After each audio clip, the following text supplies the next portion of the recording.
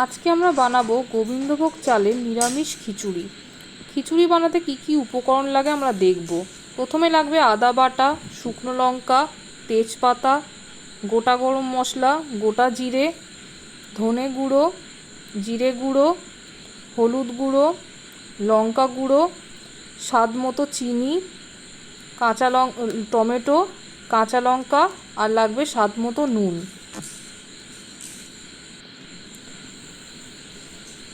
গোবিন্দভোগ চাল আর মুগ ডাল, আলু, বরবটি, কুমড়ো, গাজর ভেজে রাখা হয়েছে।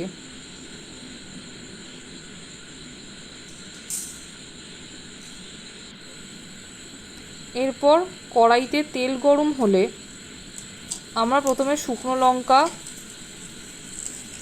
গোটা জিরে, তেজপাতা, গোটা গরম মশলা তেলের মধ্যে দিয়ে দেব।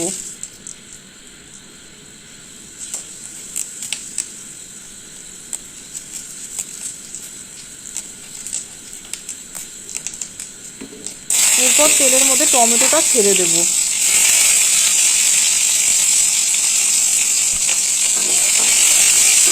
তারপর হালকা হাতে একটু নাড়াচাড়া করব।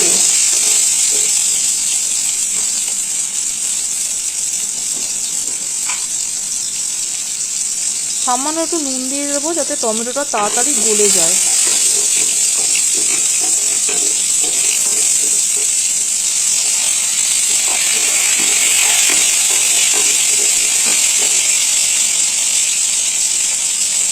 তারপর দিয়ে দেব আদা বাটা।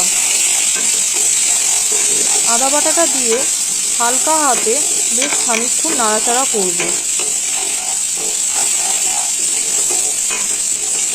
আদা টমেটোটা ভালো করে কষিয়ে নিতে হবে যাতে আদার কাঁচা গন্ধটা না বেরোয়।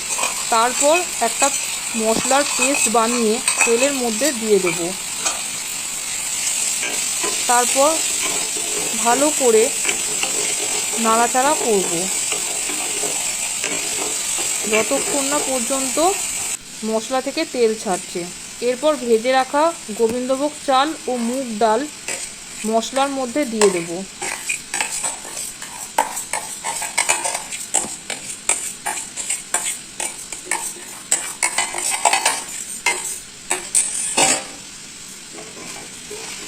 তারপর ভালো করে চাল আর ডালটাকে মশলার মধ্যে দিয়ে ভালো করে কষাতে হবে।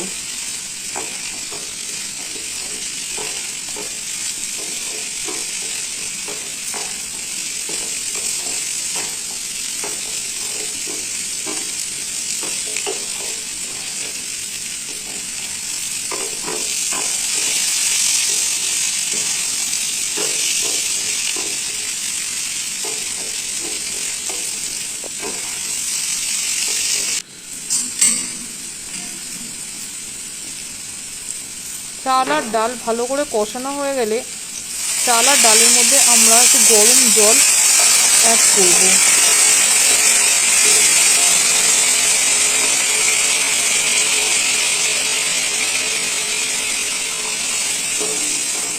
তারপর খুন্তির সাহায্যে ভালো করে নাড়িয়ে চাড়িয়ে আমরা চাল আর ডালটাকে সেদ্ধ হতে দিয়ে দেব।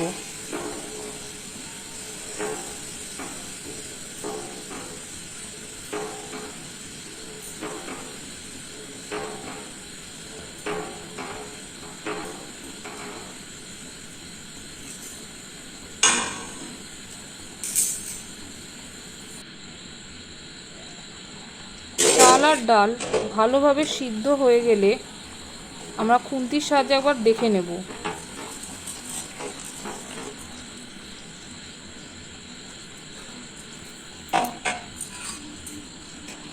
তারপর ভেজে রাখা সবজিগুলো খিচুড়ির মধ্যে আমরা অ্যাড করব।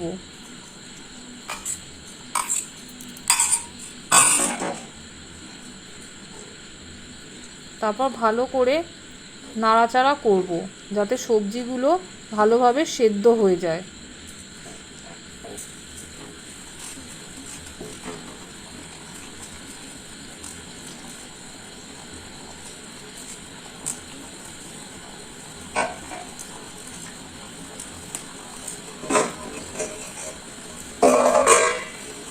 এরপর আমরা চিনি অ্যাড করব।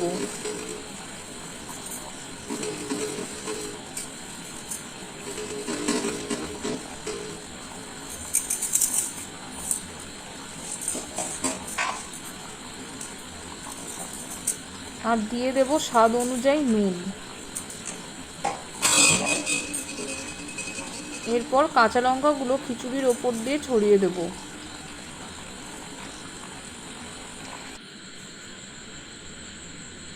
খিচুড়ি হয়ে যাওয়ার পরে আমরা আগে থেকে বানিয়ে রাখা ভাজা মশলা খিচুড়ির মধ্যে দিয়ে দেব।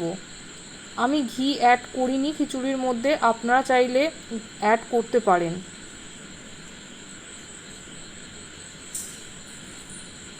আমাদের খিচুড়ি রেডি।